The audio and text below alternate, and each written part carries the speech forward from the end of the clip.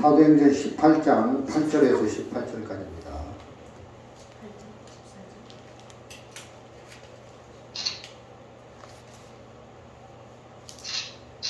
찾으셨으면 제가 읽도록 하겠습니다. 루스드라에 발을 쓰지 못하는 한 사람이 있어 앉았는데 나면서 안전병이 되어 걸어본 적이 없는 자라. 바울이 말하는 것을 듣고는 바울이 주목하여 구원받을 만한 믿음이 그에게 있는 것을 보고 큰 소리로 가로되 내 발로 바로 일어서라 하니 그 사람이 뛰어 걷는지라. 우리가 바울이 행한 일을 보고 누가 오니야 방언으로 소리질러 가로되 신들의 사람이 형상으로 우리 가운데 내려오다 하여 바나바는 소스라 하고 바울은 그 중에 말하는 자이므로 허메라 하더라.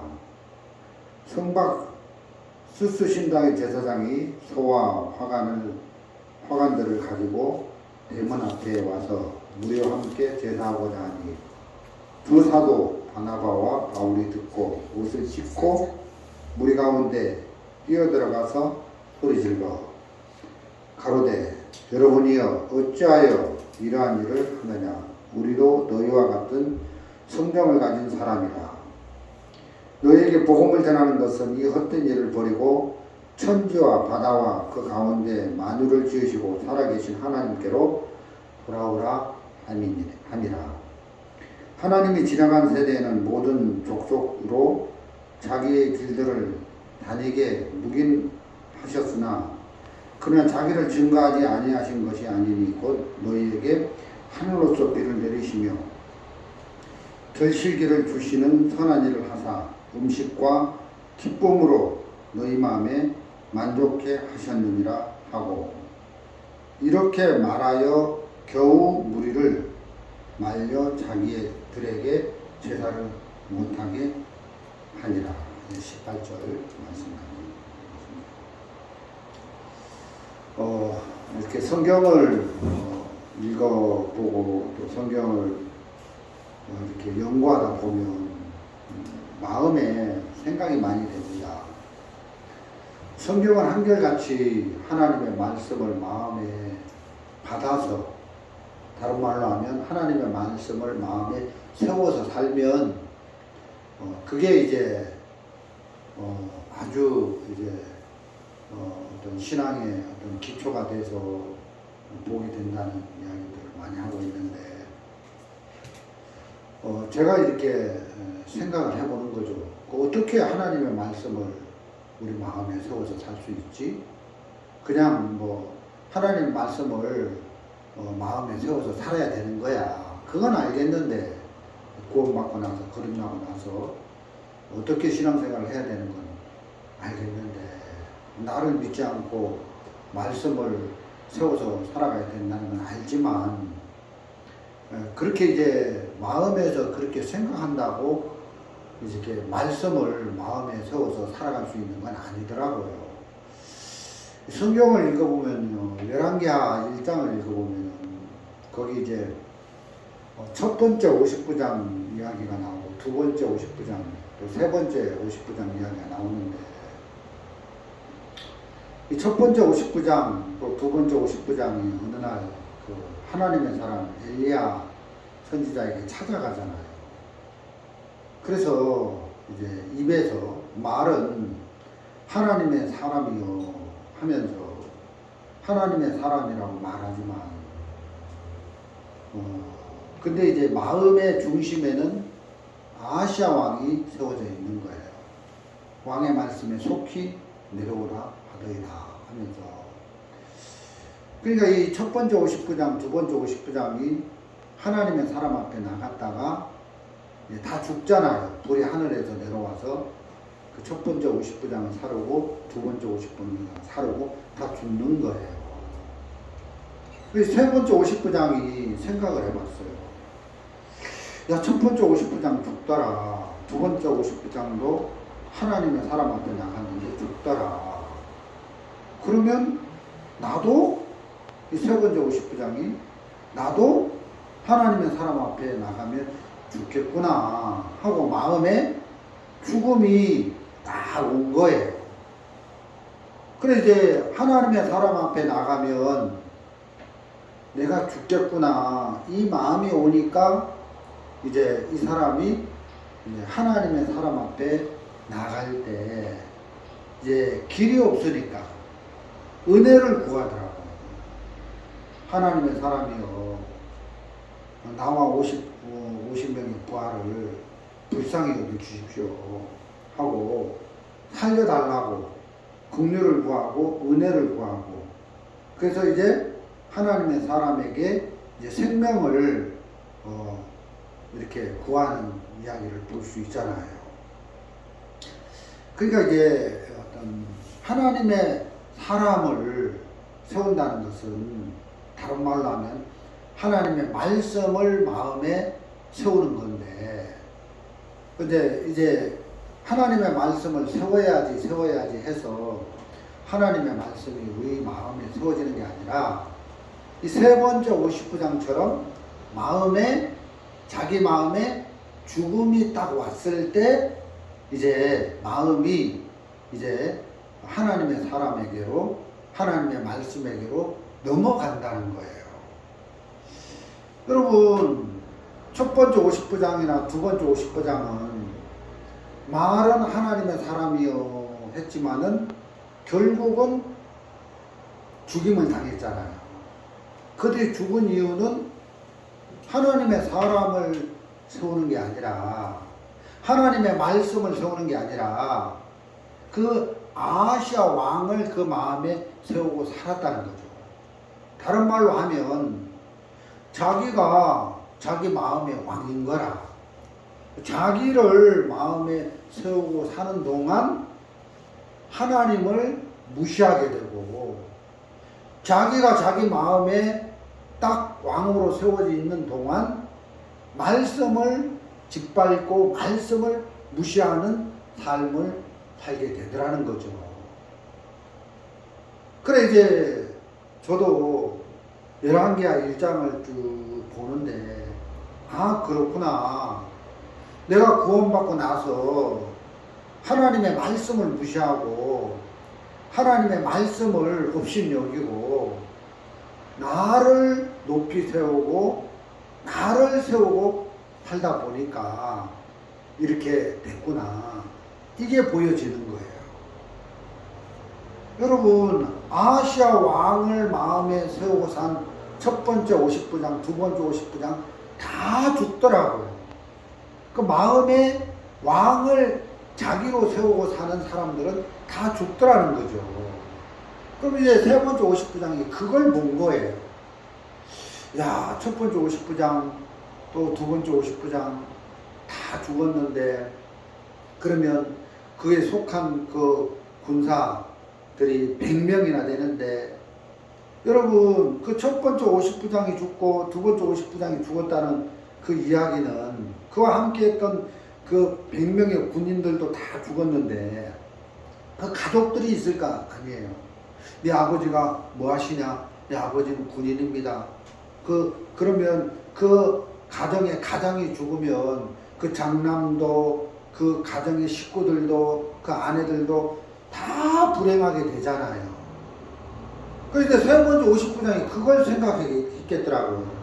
내가 하나님의 사람 앞에 나갔을 때 첫 번째 50부장, 두 번째 50부장처럼 죽임을 당하면 너무 끔찍하다, 너무 비참하다. 나만 죽는 게 아니라 내게 딸린 자식도, 내가 사랑하는 내 가정에 있는 모든 아내, 자식들 다 고통을 당할 것을 아는 거죠. 그래서 이 세 번째 50부장은 마음에 그게 온 거예요. 자기만 죽는 게 아니라 다 죽는구나 하고 마음에서 죽음이 딱 오니까 이제 자기 세계가 끝나면서 하나님의 사람의 세계로 마음이 옮겨지면서, 그럼 어떻게 하지? 내가 하나님의 사람 앞에 나갈 때 어떤 마음으로 나가야지? 아, 내 생명이 하나님의 사람에게 있구나. 그 구약시대 하나님의 사람은 신약에 와서는 예수님을 말하고 말씀을 말하니까 하나님의 사람을 통해서 하나님의 말씀이 내려왔으니까 이제 구약 시대에 이제 하나님의 사람을 세웠다는 것은 신약에 와서는 예수님을 세우는 거고 말씀을 세우는 건데, 그래서 이제 자기가 딱 망한, 자기에게 죽음이 온 사람은 말씀에게로 마음이 넘어간다는 겁니다. 여러분, 우리가 구원을 받고 성경에는 보라 이전 것은 지나갔으니 새로운 피조물이로다 이렇게 되어 있는데 새 것이 되었도다. 우리는 이제 구원받아서 거듭났으니까 새로운 피조물이야. 하나님의 자녀야. 그러니까 새로운 피조물답게 하나님의 자녀답게 말씀을 세우면서 살아야 돼.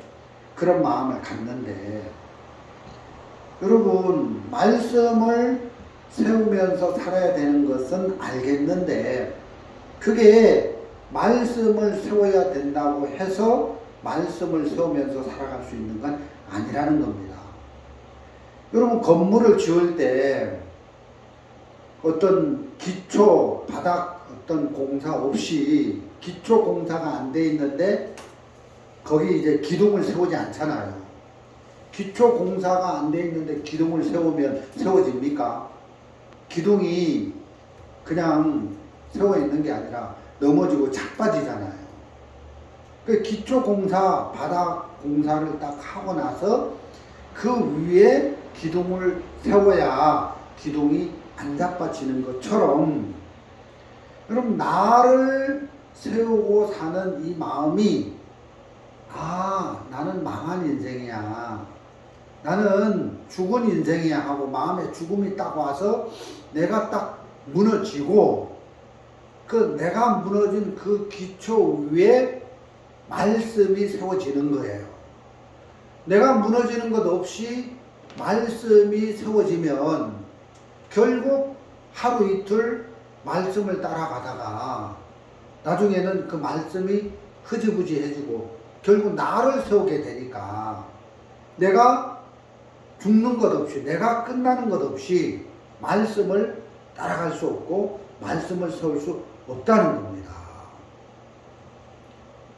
여러분, 나를 세운다는 것은 말씀을 허무는 것이 되는 거고, 나를 무너뜨린다는 것은 말씀을 세운다는 의미인데, 여러분, 내가 죽은 인생이고 죽을 수밖에 없는 인생이라는 걸 마음에서 발견하고 말씀에게로 넘어가는 겁니다.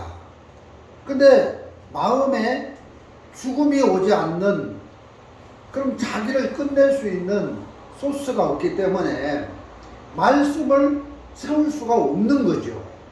그래서 신앙의 기초는 나를 부인하는 거다, 나를 무너뜨리는 거다, 이게 먼저 있어야 된다는 겁니다. 여러분, 우리가 창세기 성경을 읽어보면 그 바로 왕이 그 마음에 요셉을 세우는 이야기가 나오잖아요. 요셉은 하나님의 사람이라 요셉에게는 하나님의 말씀이 있는데, 바로 왕이 요셉을 세웠다는 것은 바로 왕의 마음에 하나님의 말씀을 세웠다는 걸 의미하는 거잖아요. 지금 신약 시대로 말하면 그런 의미가 되잖아요. 여러분, 저는 이 창세기를 읽어보면 바로 왕이 요셉을 그 마음에 세우고 살아가는데, 바로 왕이 그냥 자그만 나라의 왕이 아니잖아요. 그 당시 이집트는 제국이에요. 제국. 모든 나라, 세상을 통괄하는 제국의 왕이었다는 거죠. 큰 제국의 왕이었는데, 어떻게 그렇게 큰 왕이 요셉을 마음에 세우고 살아갈 수 있었을까? 그게 참 쉽게 참 풀리지 않는 거예요. 근데 우리가 창세기를 읽어보면 어느 날 요셉이 꿈을 꾸었잖아요. 그 나일강 그 하류에 있는 거기 이제 농사를 짓고 사는데 하숫가에서 어느 날 이제 바로왕이 하숫가에 딱 섰는데 그 하숫가에서 이제 그 살찌고 그 뚱뚱한 그 잘생긴 그 뭡니까 그 일곱 암소가 올라왔잖아요. 그리고 나서 나중에 이제 또 그 하수에서 이제 파리하고 그 바짝 마른 그 흉악한 그 일곱 암소가 올라왔잖아요. 그 꿈을 꿨는데 그 애굽의 박사와 술사들을 다 불러서 이걸 좀 해석을 해봐라 하는데 아무도 해석을 못하는데 어느 날 술 맡은 관원장이 전에 그 감옥에 있었을 때 그 요셉이 꿈을 해석해서 이제 술 맡은 관원장이 복직하고 그 이야기를 생각하면서 왕이요 그 히브리 사람 요셉이라는 사람이 있는데 그 사람은 왕의 꿈을 해석해 낼 겁니다. 그 얘기를 듣자마자 요셉이 어떻게 합니까? 아니 그 바로 왕이 요셉을 이렇게 왕궁으로 불러들이잖아요. 그래서 이제 요셉이 이제 그 꿈을 해석해 줬는데 그 요셉을 그 나라의 총리로 세우는 거예요. 우리가 이같이 하나님의 신에 감동된 사람을 어디서 만나볼 수 있느냐 하고 자기 인장반지를 빼어서 요셉에게 주고 그 인장반지를 요셉에게 줬다는 것은 그 결정권, 그 나라의 결정권을 다 요셉에게 맡겼다는 거잖아요. 그래서 내가 너보다 높으면 보좌뿐이다 하고 결국은 이제 요셉에게 모든 것을 위임하는 요셉을 애굽의 치리자로 세우는 그 이야기가 창세기에 나오는데 여러분 생각해 보십시오. 이 요셉은 애굽 사람이 아니에요. 어떻게 바로 왕이 요셉을 그 애굽의 치리자로 세울 수 있겠습니까? 바로 왕 마음에 요셉을 어떻게 세울 수 있겠습니까? 요셉은 히브리인이고 요셉은 또 감옥소에 있는 죄수고 또 그 제목이 그 상관, 자기의 상관의 아내를 강간미수범으로 아주 더럽고 치사한 죄를 지었잖아요. 그래서 이제 감옥소에 있는 사람을 요즘 같으면은 뭐 야당 여당 뭐 청문회가 있어서 저런 사람은 절대 장관으로 세우면 안 됩니다 해가지고 만류했을 거예요. 절대 요즘 시대 같으면은 세우지 않았을 거예요. 그런데도 불구하고 바로 왕은 그가 죄인이냐 이것도 안 따지고 그가 무슨 뭐 애굽 사람이냐 히브리 사람이냐 이것도 안 따지고 그가 잘생겼냐 인물이 좋으냐 이것도 안 따지고 아무것도 안 따지고 하나님의 신에 감동된 사람을 어찌 얻으리요? 그가 하나 보고 그냥 세웠다는 거예요. 그래서 이제 요셉이 그 왕의 꿈을 해석하는 거죠. 바로 듣자마자 바로 해석하는 거죠. 왕이요 앞으로 7년 동안은 이 애굽 땅에 풍년이 있을 겁니다. 그래서 짐승들도 다 잘 먹고 잘 살고 다 잘 되는데 사람도 풍성한 곡식을 먹고 이 나라 임금님의 그 군중에 있는 신하들도 다 부귀영화를 누리고 풍년 흉년이 오니까 7년 풍년이 오니까 이 나라가 참 잘 풀릴 겁니다. 그런데 7년 풍년이 끝난 뒤에 7년 흉년이 옵니다. 그래서 뚱뚱하고 살진 7소를 그 흉악하고 삐쩍 머른 그런 파리한 소가 다 먹었는데도 배가 안 부르는 거예요. 그래서 이것은 7년 풍년이 끝나고 나서 7년 흉년이 와서 이 나라가 망할 것을 예언을 한 거잖아요. 근데 이제 요셉이 그 꿈을 해석하는 것뿐만 아니라 이제 왕이시여 7년 풍년 때 각 지방의 관리를 세워서 그 소득의 그 곡식 소득의 5분의 1을 창고에 계속 저축해 있다가 풍년이 끝나서 흉년이 오면 이렇게 관리한 양식을 가지고 흉년을 이겨내면 됩니다 하고 흉년을 어떻게 대비할 것까지 방배치까지 다 얘기해 주잖아요. 그래서 이제 그 이야기를 듣고 바로 왕이 요셉을 세우는 이야기가 창세기에 나오는데, 여러분 바로 왕이 생각을 해봤을 거 아니에요. 그 요셉이 꿈을 해석해주는 이야기를 들으면서 야, 지금이 7년 풍년이로구나. 그러면 우리가 1년, 2년, 3년, 4년, 5년, 6년 잘 먹고 7년째 잘 살다가 이제 흉년이 오는구나. 그 1년이 되고 흉년이 시작돼서 2년이 되고 3년이 되면 곡식이 다 바닥에 나고, 그러면 우리가 가지고 있는 짐승들이 다 죽고, 또 애굽 백성들도 애굽의 사람들도 흉년으로 기근으로 다 죽고, 왕궁에 있는 신하들도 다 죽어나가겠구나 하고 마음에 그 요셉의 이야기를 들을 때 죽음이 임했겠어요, 임하지 않았겠어요? 임했다는 거죠. 그래서 그 요셉의 이야기를 들으면서 마음에 죽음이 딱 오니까 이제 살 수 있는 길은 저 요셉에게 있어, 이 해결책은 요셉에게 있어 하고 마음에 죽음이 왔을 때 비로소 바로의 마음이 끝나면서 요셉에게로 넘어가게 되더라는 거죠.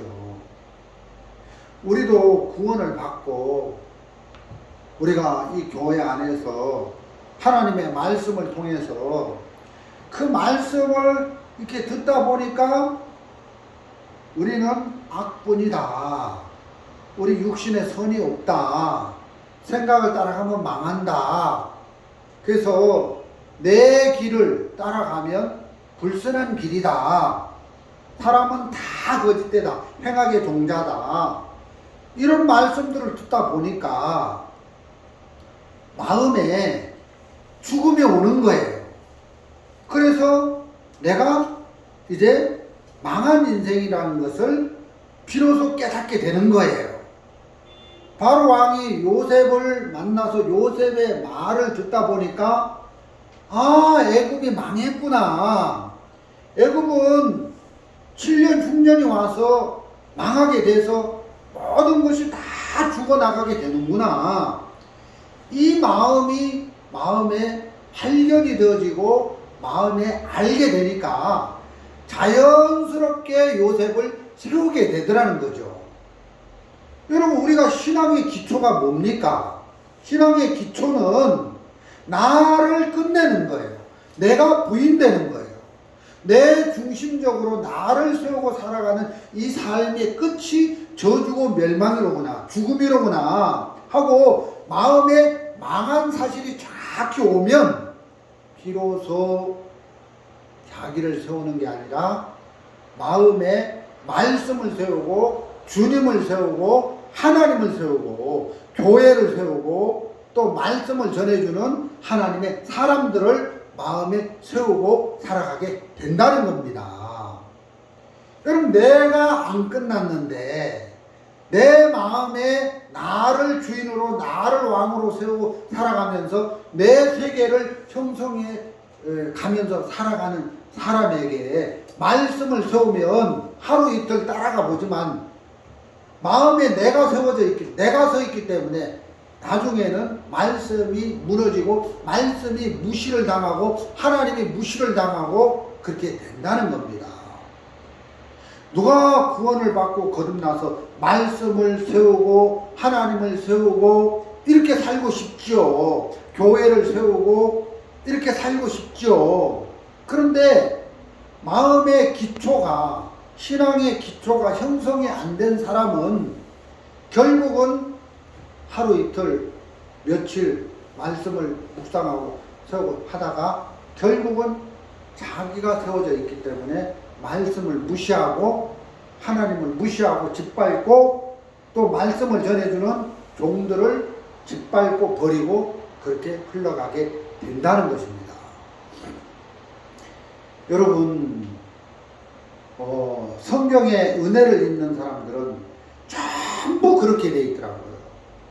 자기가 한번 끝나고 마음에 죽음이 오고 마음에 망함이 와서 자기 세계가 한번 쫙하게 부의된 사람들이 하나님의 은혜를 입고 하나님의 축복을 입는 걸 볼 수가 있더라는 거죠.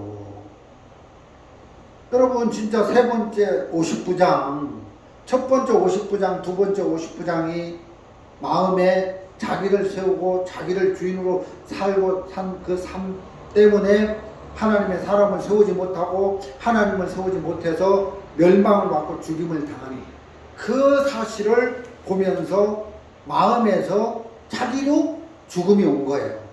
나도 하나님의 사람 앞에 나가면 첫 번째 50부장처럼 자기를 세우고 살았는데 하나님의 사람보다 하나님의 말씀보다 자기를 높이고 살았는데 결국 망하더라. 두 번째 50부장 입술로는 하나님의 사람이 했지만은 마음에 아시아 왕을 하나님의 사람보다 더 높이고 살았기 때문에 망하더라.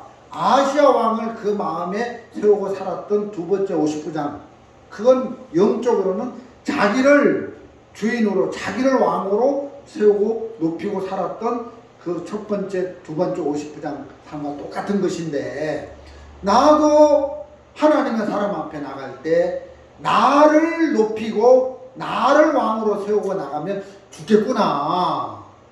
나는 지금까지 나를 세우고 살았는데 내 세계가 컸는데, 그래서 하나님의 사람 앞에 나가면 죽겠구나. 이 마음이 오면서 마음에서 이렇게 그 첫 번째, 두 번째 50부장이 그 어떤 죽음을 당하는 그 사실을 마음에서 만나지면서 이 세 번째 50부장은 자기 마음을 무너뜨리는 계기가 되어줬다는 거죠.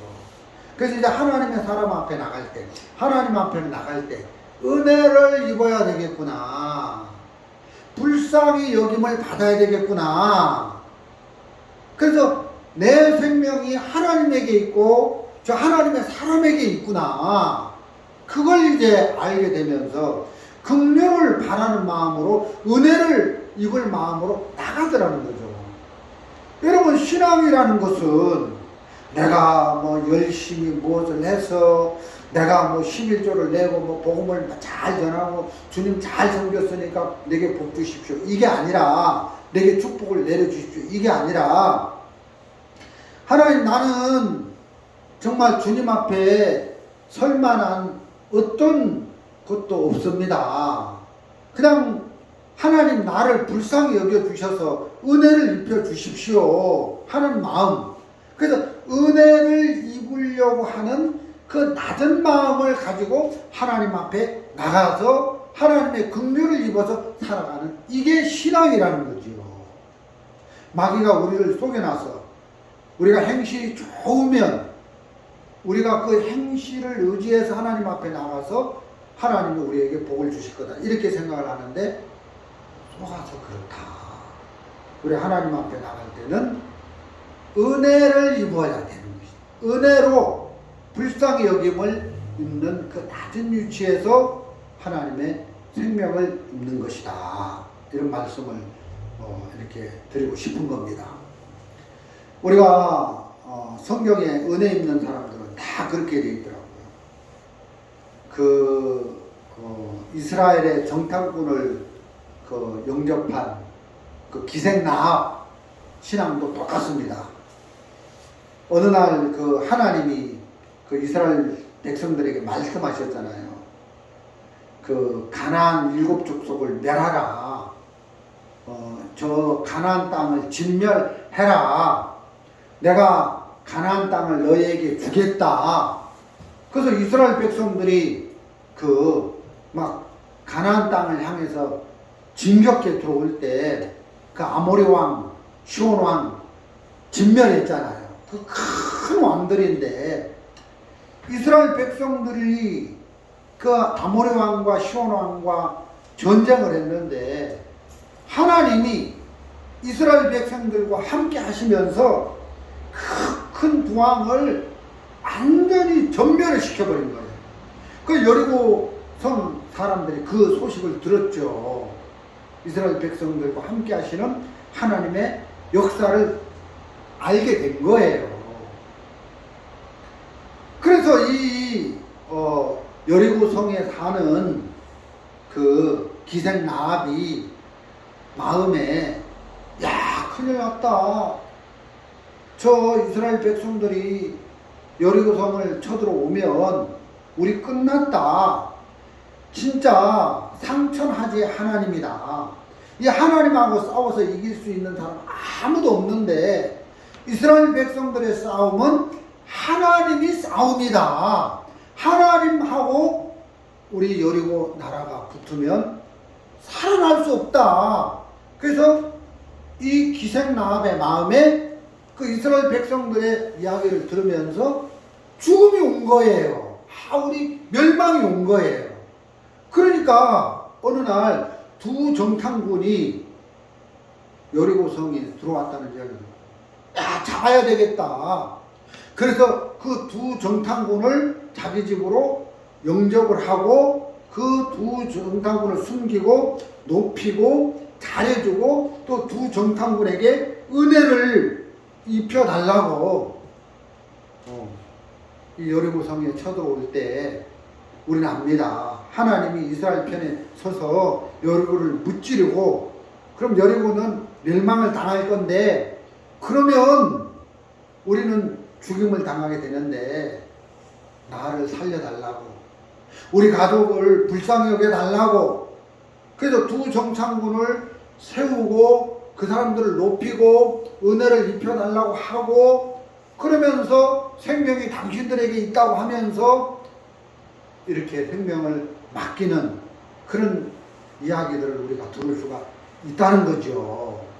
그러니까 이 기생 라합의 마음에 정확히 그 하나님의 말씀을 들으면서 우리 민족은 멸망을 당하게 되겠구나. 그렇다면 나도 여리고 사람인데 멸망을 당하겠구나.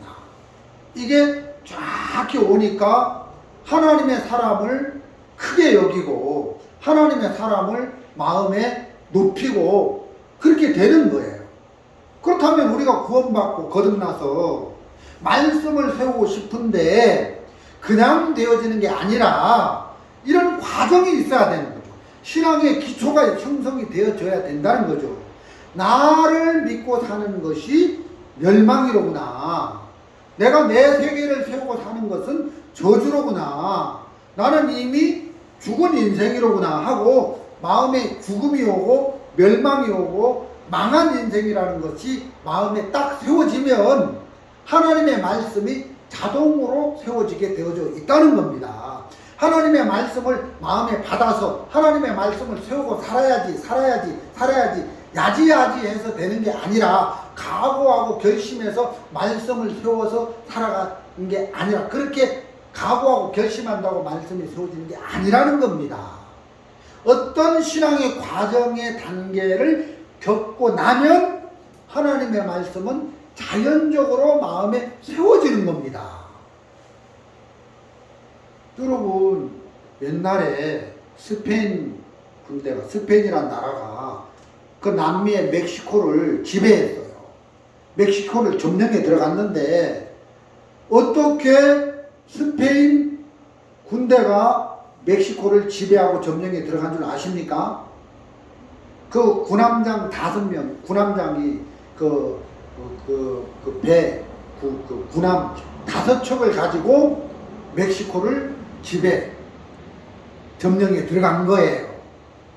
그래서 군함 5대에다가 그 스페인 군인들을 많이 태우고 멕시코 그 해변을 넘어서 이렇게 점령에 들어가는데 멕시코 군인들이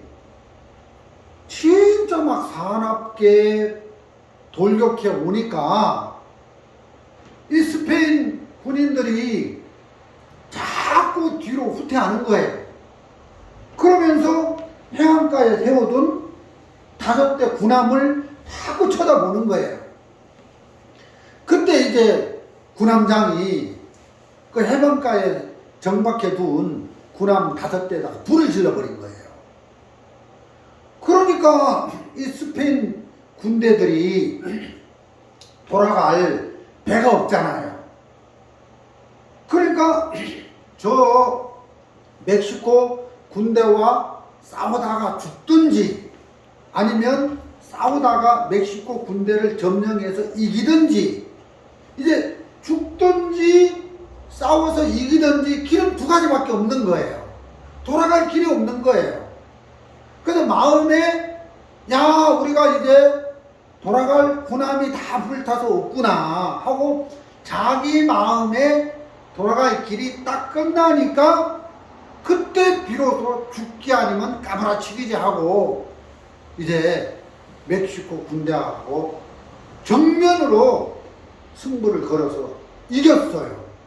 그래서 이 스페인 군대가 이제 스페인이라는 나라가 멕시코를 지배에 들어가면서 점령에 들어가면서 이렇게 했다는 그런 이야기를 들은 적이 있는데, 여러분 길이 있는 사람은 말씀을 세울 수 없는 거예요.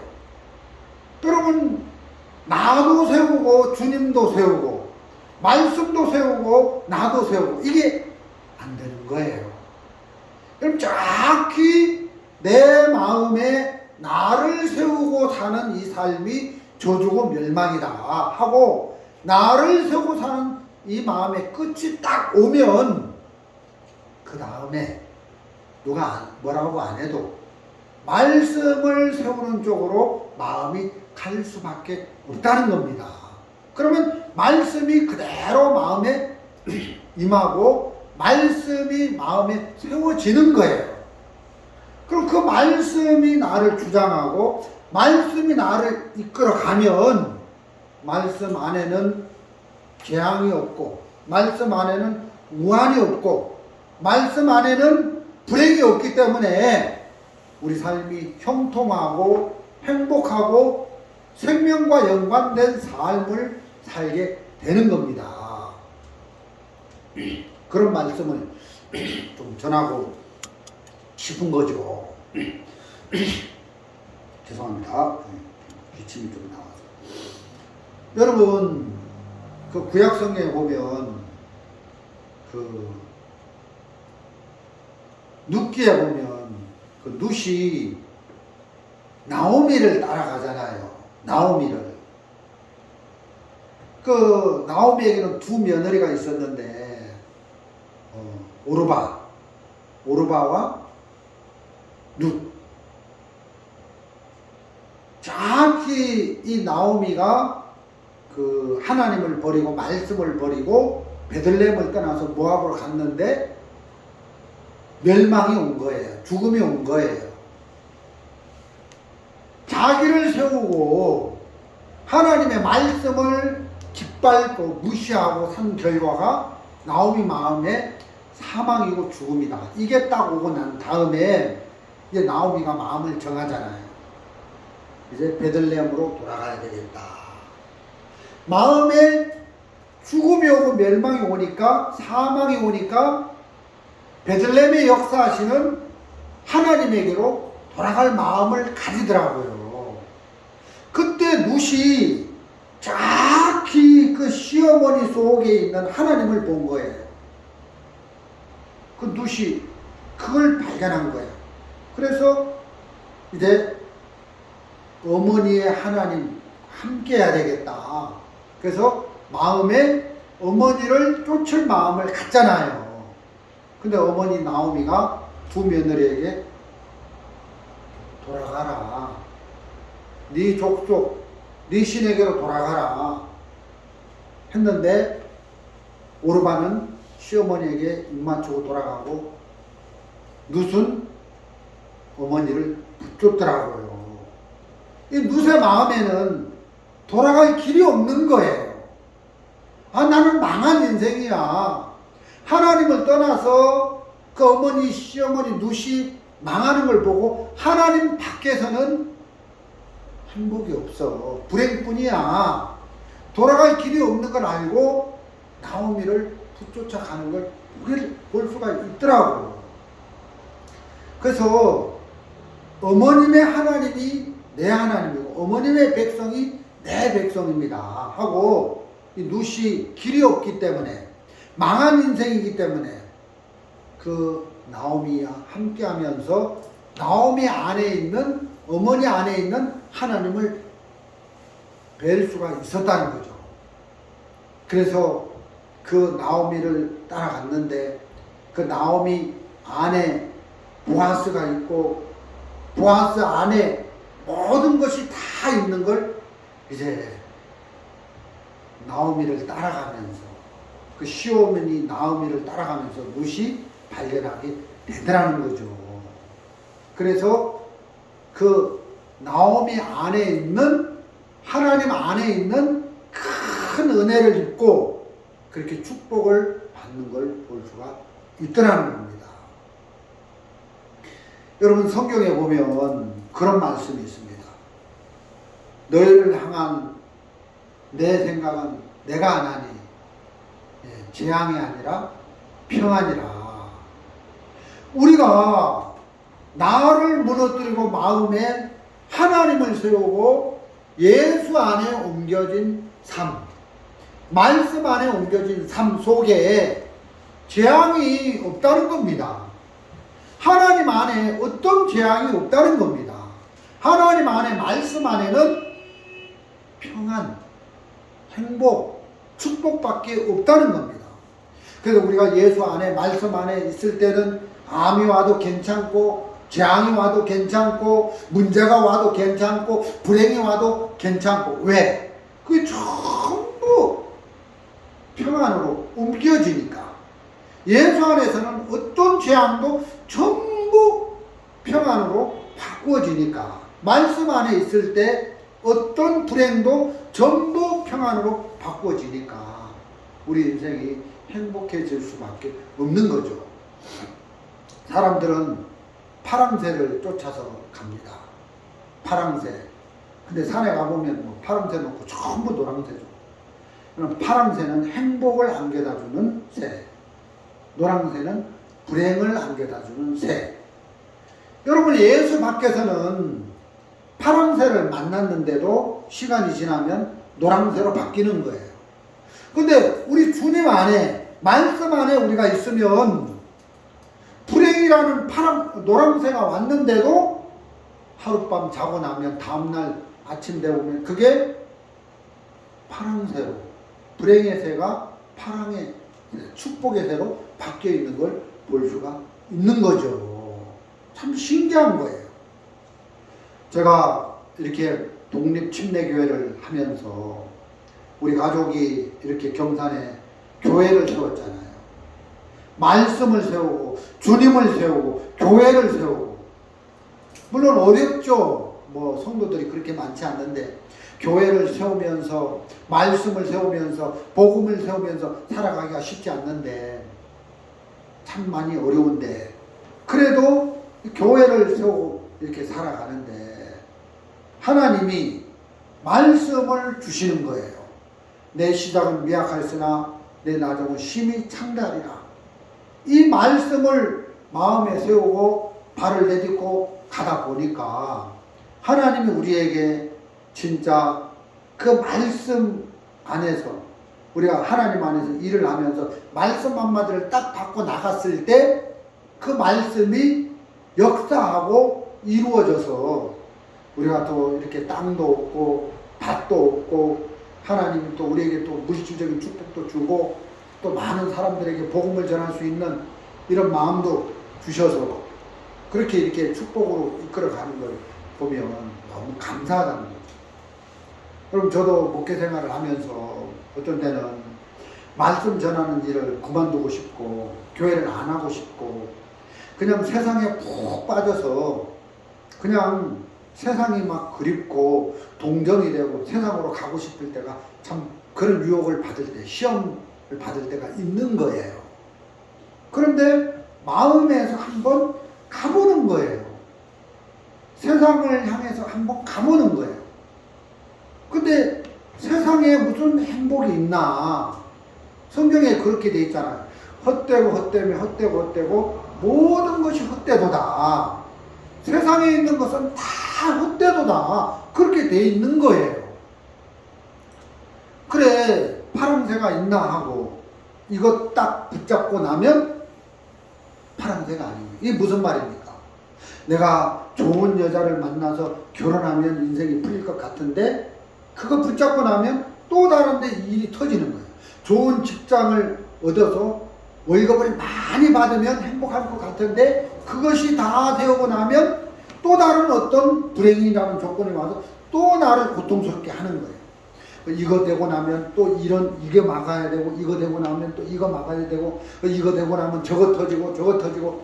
세상에서는 편할 날이 없는 거예요. 쉴 날이 없는 거예요. 그래서 세상에 미련을 두고 세상에 마음을 두고 살면 결국 불행해지고 결국 마음에 멸망이 오고 망함이 오고 저주가 오고.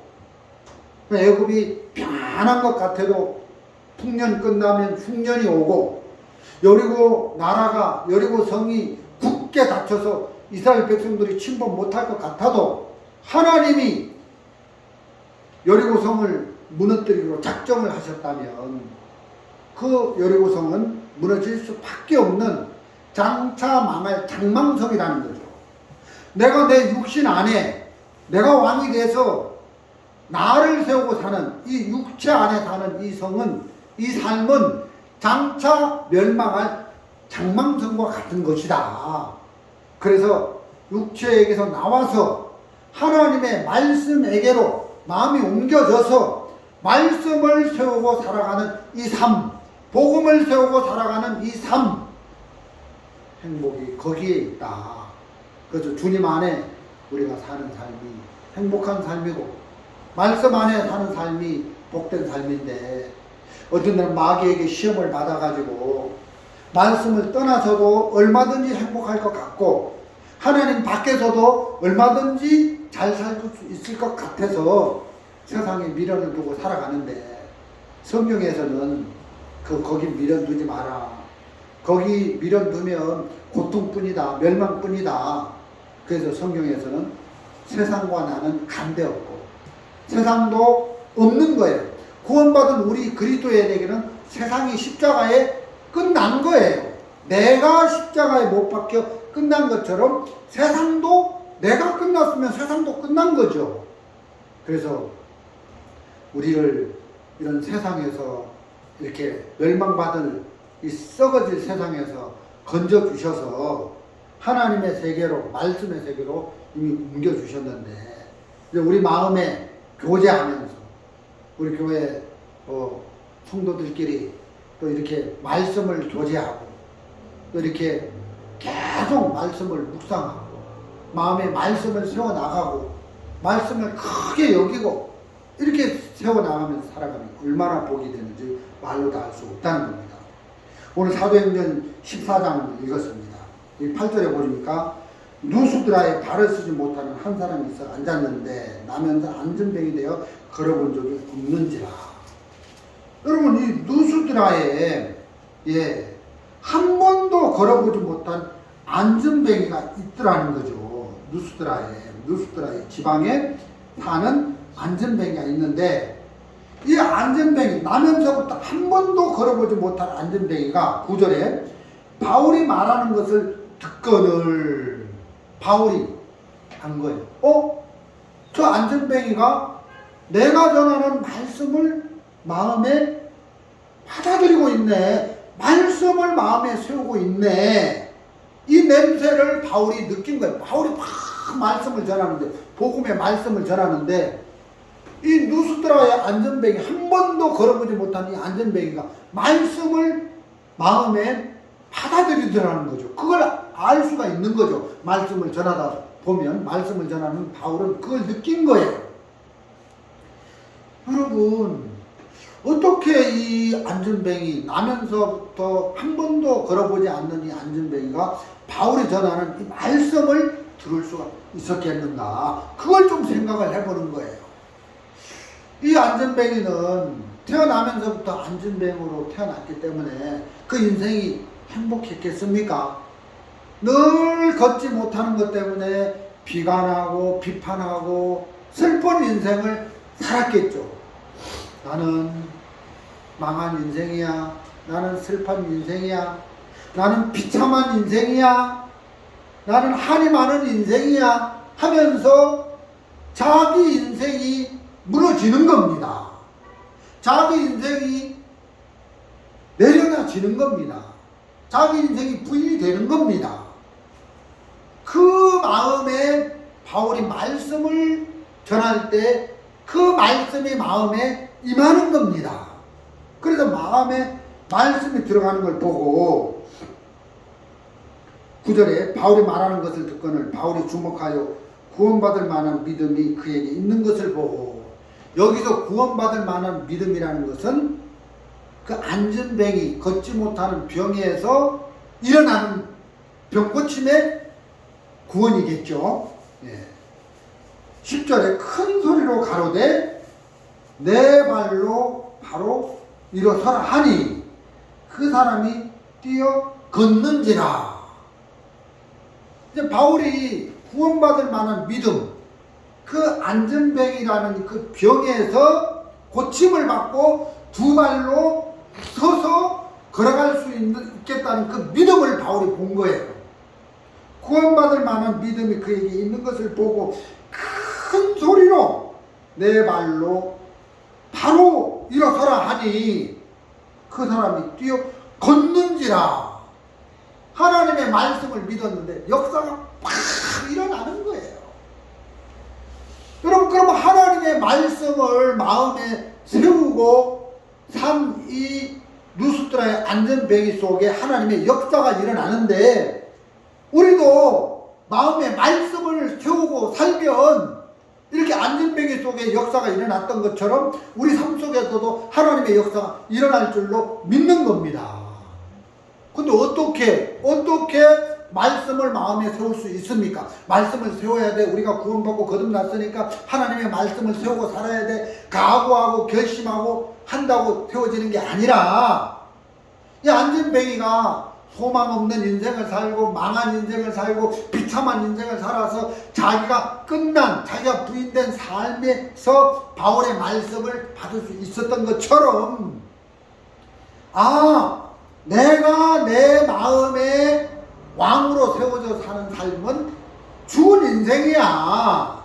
내가 내 마음의 주인으로 사는 삶은 망한 인생이야. 끝난 인생이야. 하고 자기 마음에 자기가 한번 무너지는 큰 역사가 일어날 때 하나님의 말씀이 자동적으로 세워지게 된다는 것입니다.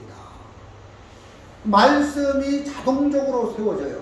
말씀을 세워서 살아야지 할 것도 없어요. 그냥 들리는 거예요.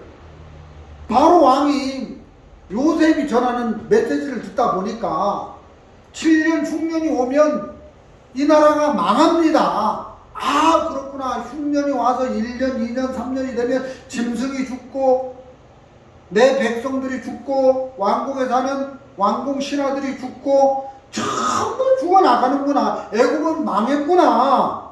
그 말씀을 듣다 보니까 마음에 죽음이 오고 마음에 망한 나라가 딱 형성되면서, 그러면 누굴 세워야지? 마음에 멸망이 오니까 자동적으로 요셉을 세우게 되더라는 거죠. 자동적으로 하나님의 말씀을 세우게 되더라는 거죠. 우리도 요한계시록 8장을 보겠습니다. 요한계시록 8장입니다. 8장 1절, 일곱째 인을 떼실 때 하늘이 반시 동안 좀 고요하다니. 자, 2절에 일곱 천사가 있어 일곱 나팔을 받았더라. 그 7년 환란기에 들어가면은 일곱 재앙이 시작되는데 일곱 천사가 일곱 나팔을 불 때 일곱 재앙이 시작이 되는데, 자, 7절에 첫째 천사가 나팔을 부니 피 섞인 우박과 불이 나서 땅에 쏟아지매 땅이 3분의 1이 타서 사이고 수목 3분의 1도 타서 사이고 각종 푸른 풀도 타서 사이더라. 7년 환란기에 들어가서 첫째 천사가 첫째 나팔을 불 때 일어나는 현상이 어떤 재앙이냐 하면은, 피 섞인 우박과 불이 나서 땅에 쏟아지매 땅의 3분의 1이 타서 사이고 수목 3분의 1도 타서 사이고 각종 푸른 풀도 타서 사이더라. 이 지구, 우리가 사는 이 지구 3분의 1이 땅이 전부 불살라 없어진다는 거예요. 수목, 산의 나무들 3분의 1이 다 불살라 없어진다는 거예요. 푸른 풀 3분의 1이 다 불살라 없어진다는 거예요. 끔찍하죠. 여러분, 지구 땅에 3분의 1이 불타 없어지면 사람이 살 수 있겠습니까? 코로나 이런 재앙은 재앙도 아니에요. 우리나라 한반도가 그렇게 큰 나라가 아닌데 우리나라 3분의 1이 불살라 없어진다고 생각해 보세요. 교통 체중, 교통 혼잡, 통신 두절, 진짜 이 작은 나라에 산에 있는 나무들 3분의 1이 다 불타 없어진다고 해보세요. 그 탄소가스가 얼마나 많이 발생되겠어요. 미세먼지만 조금 있어도 사람들이 마스크를 쓰고 이렇게 다니는데, 근데 8절에 둘째 천사가 나팔을 부니 불 붙는 큰 산과 같은 것이 바다에 던지오매 바다의 3분의 1이 피가 되고, 여러분 7년 환란기에 들어가면